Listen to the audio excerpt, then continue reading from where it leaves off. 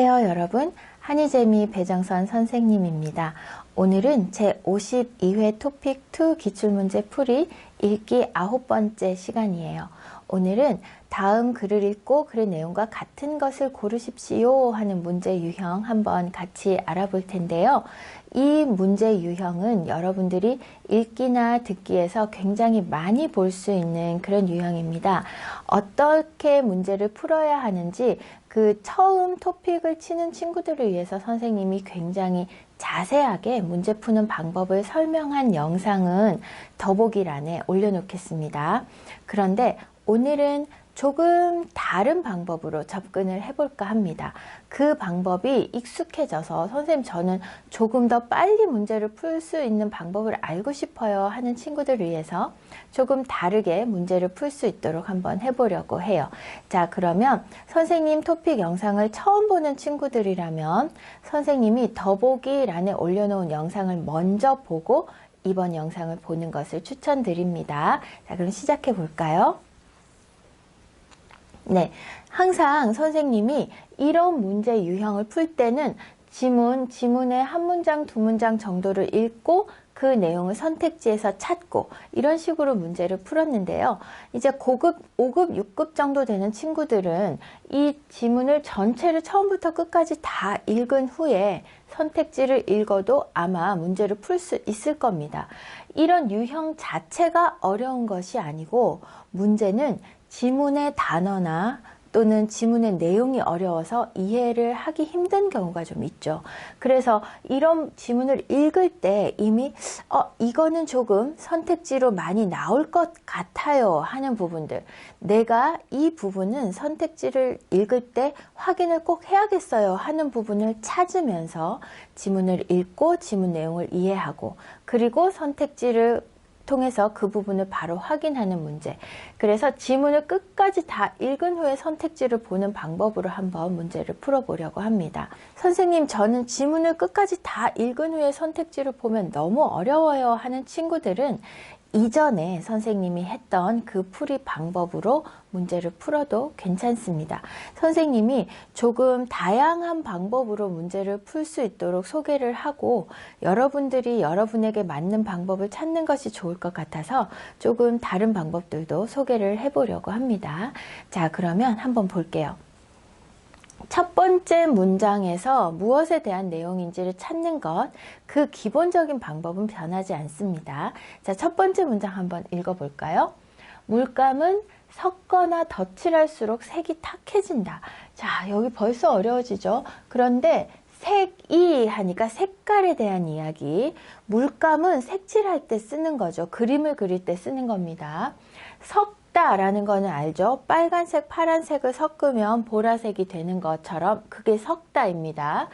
물감은 섞거나 덧칠한다. 덧칠한다는 것은 한 번 발랐는데 그 위에 또 색칠을 하는 거죠. 탁해진다는 반대가 맑다입니다. 그래서 물이 맑아요.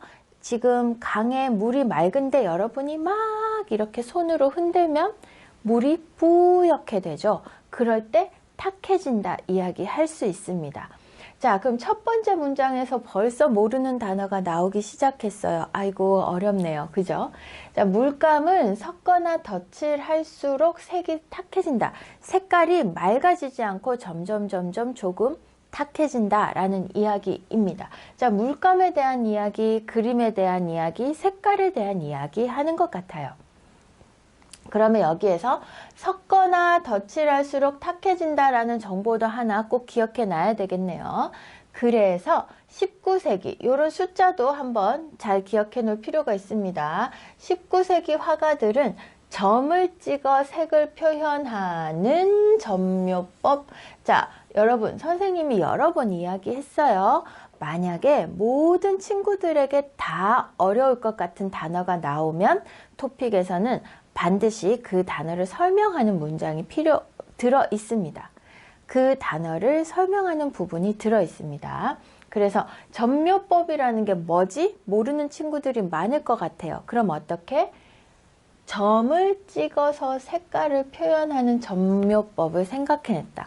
왜냐하면 빨간색 칠하고 그 위에 파란색 칠하고 또는 빨간색, 파란색 섞어서 칠하고 하면은 색깔이 탁해지는 거죠. 색깔이 탁해지면은 조금 그림이 예쁘지 않게 보이기 때문에 점을 찍어서 색깔을 표현하는 점묘법을 생각해냈다. 자, 여기까지 읽고 여러분 어떻게 선택지에 나올 것 같은 내용이 뭐예요? 19세기 생각하고요. 점묘법. 무슨 내용인지 이해해야 돼요. 점을 찍어서 그림을 그렸어요. 색깔을 표현했어요. 이 기법이 뭐예요? 그렇죠? 점묘법. 점묘법은 예를 들어 빨간색과 파란색의 작은 점을 촘촘히 찍어서, 촘촘히라는 거는 빽빽하게, 많이, 작고 가깝게, 많이, 이런 게 촘촘하게입니다. 촘촘하게 찍어서 간격 사이가 거의 없어요. 그쵸? 촘촘하게 찍어서 조금 떨어진 것에서 볼 때 점들이 섞여 보라색으로 보이도록 한 것이다. 처음부터 보라색을 칠하는 것이 아니고 빨간색 점을 찍고 파란색 점을 찍어서 조금 떨어진 곳에서 볼 때 가까이서 보면 빨간색, 파란색 다 알아요. 그런데 조금 멀리서 보면 보라색으로 보이는 거, 이런 겁니다. 그렇게 한 거예요. 자, 이 문장은 점묘법이 어떻게 해서 색깔을 표현했는지, 점을 찍어서 어떻게 색깔을 표현한단 말이지? 그 부분을 설명하고 있어요. 자, 선택지에서 나올 만한 부분들은 이런 겁니다. 점묘법은 점을 찍었어요. 19세기예요. 왜 그랬어요? 물감을 섞으면 색깔이 탁해져요. 점을 찍었는데 여러 가지 색을 찍었는데 멀리서 보면 그게 섞인 것 색깔로 보여요. 이런 부분들이 선택지로 나오기 굉장히 좋잖아요. 이런 부분들을 확인하면서 여러분들이 읽어야 한다는 겁니다. 이렇게 표현한 색은 물감을 섞어서 만든 색보다 맑고 부드러운 느낌을 준다. 그래서 섞어서 처음부터 보라색으로 그리면 되지 왜 이렇게 어렵게 만들었어? 라고 생각할 수 있잖아요. 그러니까 처음부터 섞어서 만든 색보다 탁해지기 때문에 이렇게 한 거예요. 이 때문에 점묘법은 회화의 대표적인 표현 기법으로 자리 잡게 되었고 현대 화가들도 즐겨 사용하고 있다. 이런 거 잘 봐야 돼요. 현대에는 사용한다, 사용하지 않는다 이런 부분들은 선택지로 내기에 굉장히 좋은 부분이에요. 자, 그럼 여러분들이 선택지로 나올 만한 포인트들을 읽으면서 확인을 했어요. 그쵸? 그러면 이제 선택지를 보면서 맞다, 아니다 알 수 있을 것 같습니다. 자, 선택지 볼게요. 이 기법으로 그림을 그리면 그림이 부드럽게 느껴진다. 부드러운 느낌을 준다. 아이고, 바로 나왔네요. 자, 한 번 더 보겠습니다. 2번부터 4번까지 다 볼게요. 이 기법은 19세기 이후에는 외면을 받게 되었다. 이 부분 선생님 잘 나온다 그랬죠? 현대 화가들도 즐겨 사용하고 있다. 그러니까 19세기 이후에 화가들의 외면을 받게 되었다. 아닙니다. 자, 요런 문장은 선택지로 나오기에 굉장히 좋아요. 그래서 여러분들이 읽으면서 요거 확인해야겠다 라는 부분들을 꼭 찾아낼 수 있으면 끝까지 다 읽고 선택지를 봐도 괜찮아요. 자, 이 기법은 가까운 곳에서 봐야, 가까운 곳에서 봐야 아니죠. 조금 떨어진 곳에서 봐야 돼요. 가까운 곳에서 보면 빨간색, 파란색 다 알 수 있습니다. 멀리서 봐야 보라색 합니다. 그래서 3번도 땡. 이 기법으로 그림을 그릴 때는 넓은 간격으로 점을 촘촘히 찍어요. 땡. 그래서 정답은 우리가 처음에 생각했던 그림을 그리면 부드럽게 느껴진다 라고 하는 요 1번이 정답이 맞았어요. 여러분, 선택지를 1, 2, 3, 4를 한꺼번에 보고 지문도 처음부터 끝까지 다 읽는 이 방법이 선생님 저는 훨씬 쉬워요 하는 친구들 분명히 있을 거예요. 그 친구들은 뭐예요? 지금 토픽 공부도 많이 했고 글을 조금 긴 글을 읽어도 다 이해할 수 있고 다 기억할 수 있는 친구들이에요. 조금 5급이나 6급 정도의 실력이 되는 친구들은 굳이 부분 끊어서 1번 보고 부분 끊어서 2번 보고 이렇게 할 필요가 없습니다. 자, 그러면 여러분, 저는 선생님 이게 어려운데요 하는 친구들도 이렇게 하도록 한번 노력을 해보세요.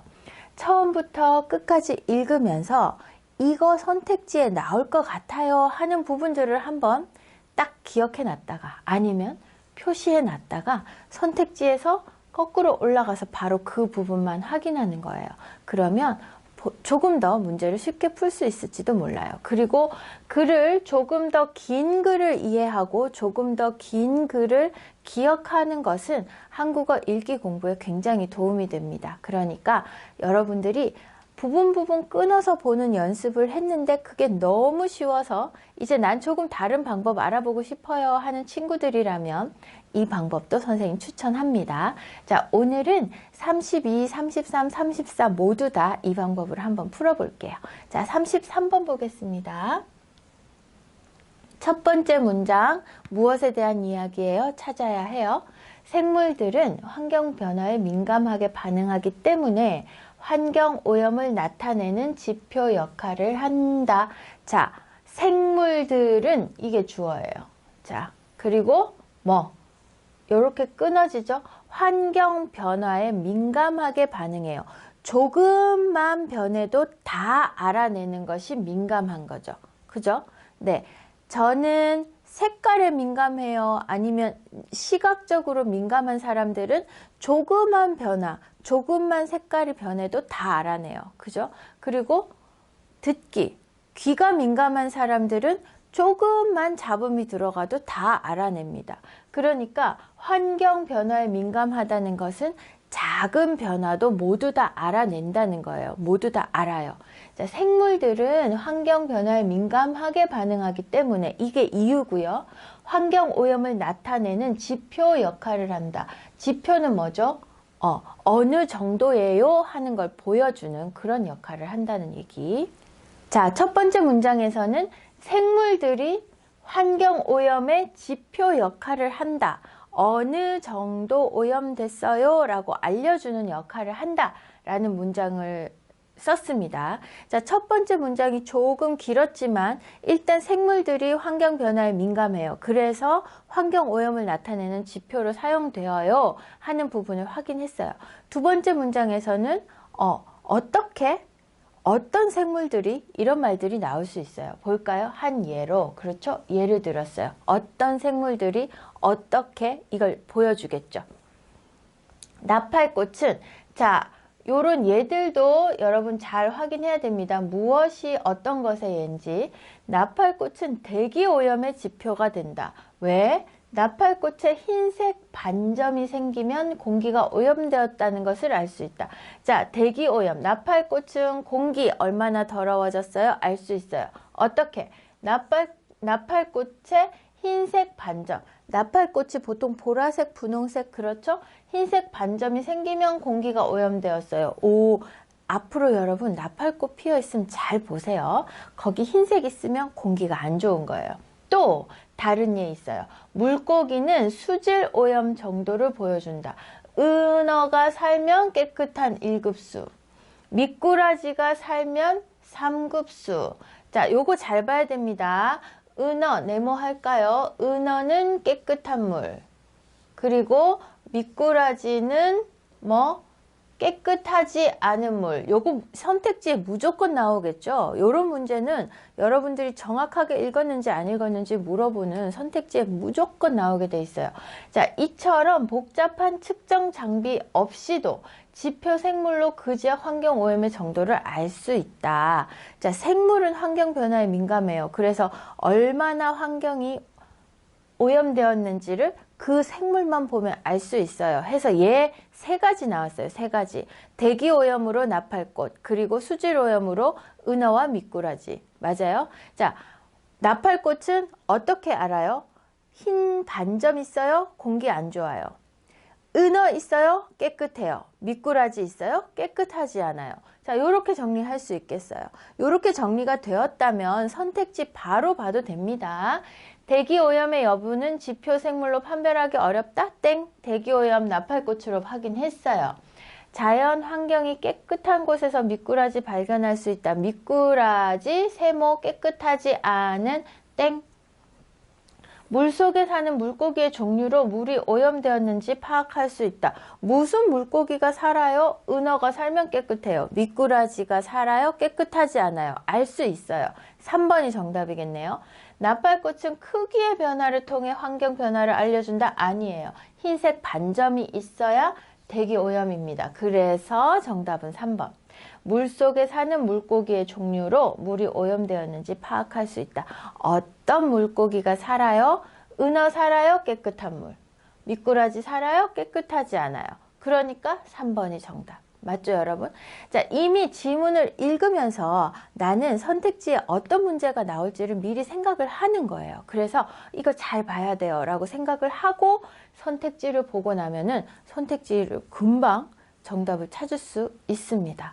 자, 읽으면서 정리를 한다는 게 바로 이런 거예요. 여러분들이 그냥 읽으면서 눈으로만 읽는 게 아니고 바로바로 정리를 하면서 읽어야 되는데 그때 도움이 되는 것이 뭐예요? 요런 표시죠.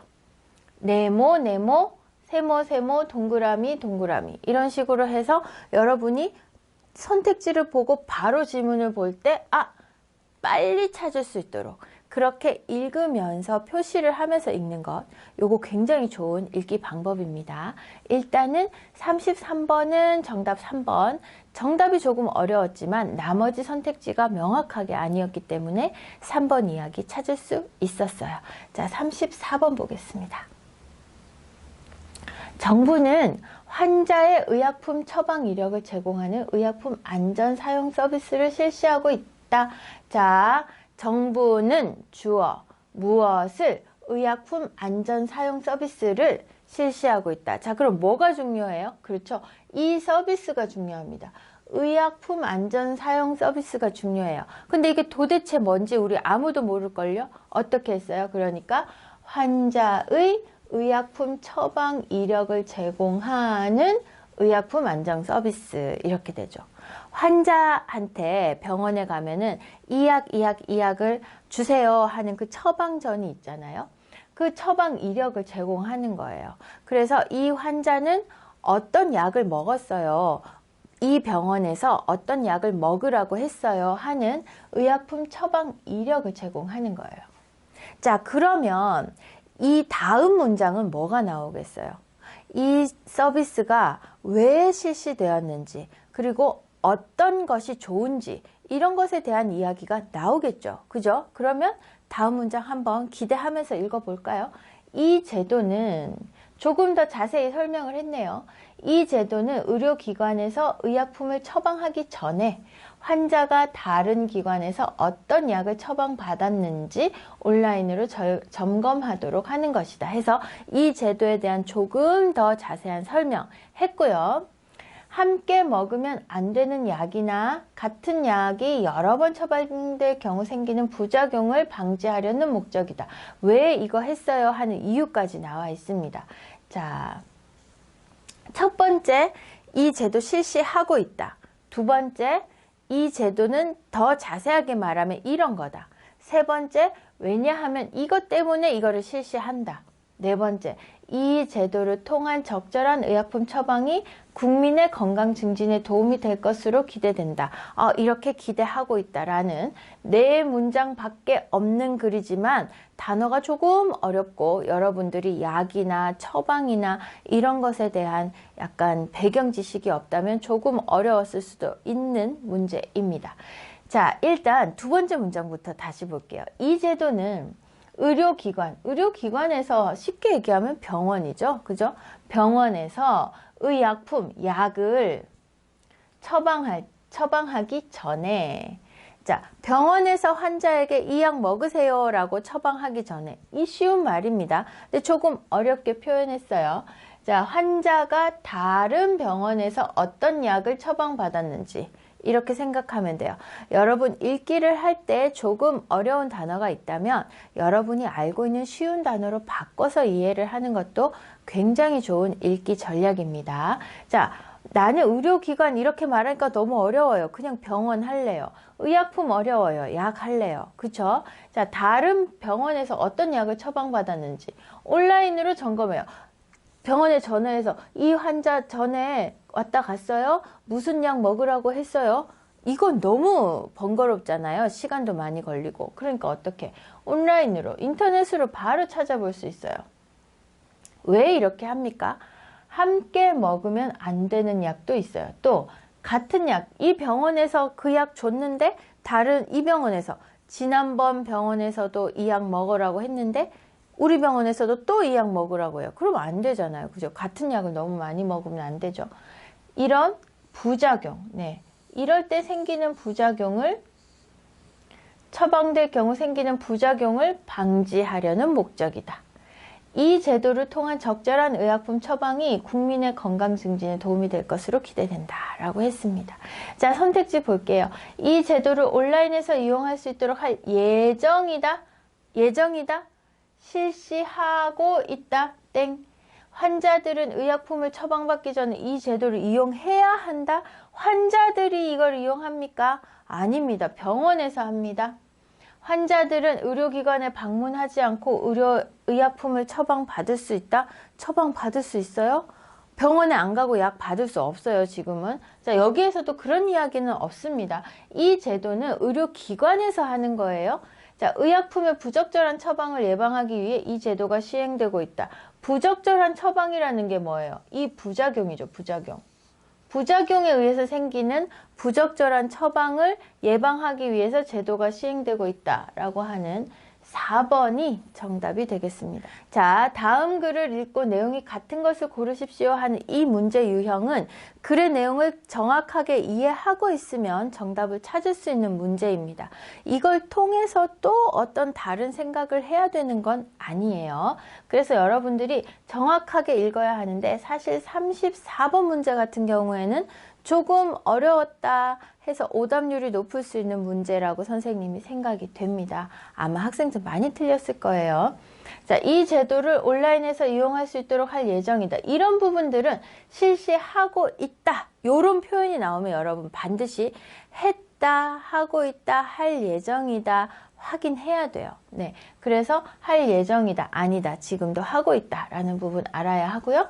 환자들은 의약품을 처방받기 전에 이 제도를 이용해야 한다. 의료기관에서 요거 누가 확인하는지, 누가 이 제도를 이용하는지 이런 부분들도 또 확인이 필요한 부분. 환자들은 의료기관에 방문하지 않고 의약품을 처방받을 수 있다는 얘기는 어디에도 없습니다. 그쵸? 그래서 3번도 아니에요. 의약품의 부적절한 처방을 예방하기 위해 이 부분이죠. 부작용을 예방하기 위해 이 제도가 시행되고 있다라고 하는 말 생각할 수 있습니다. 그래서 4번이 정답이 되겠네요. 자, 여러분 어땠어요? 선생님이 지금까지는 조금 부분 끊어서 지문을 읽고 선택지 중에서 확인하는 그런 방법으로 문제를 풀었는데 오늘은 조금 다르게 지문을 처음부터 끝까지 다 읽은 후에 선택지를 고르는 방법으로 문제를 풀어봤습니다. 어땠어요? 어느 방법이 더 쉬워요? 선생님, 저는 오늘 방법이 더 쉬워요 하는 친구들은 한국어를 굉장히 잘하는 친구들입니다. 근데 지난번 방법이 더 쉬워요 하면 여러분 그 방법으로 푸세요. 그 방법이 굉장히 쉬워지고 난 후에 오늘 방법을 사용하는 것도 나쁘지 않습니다.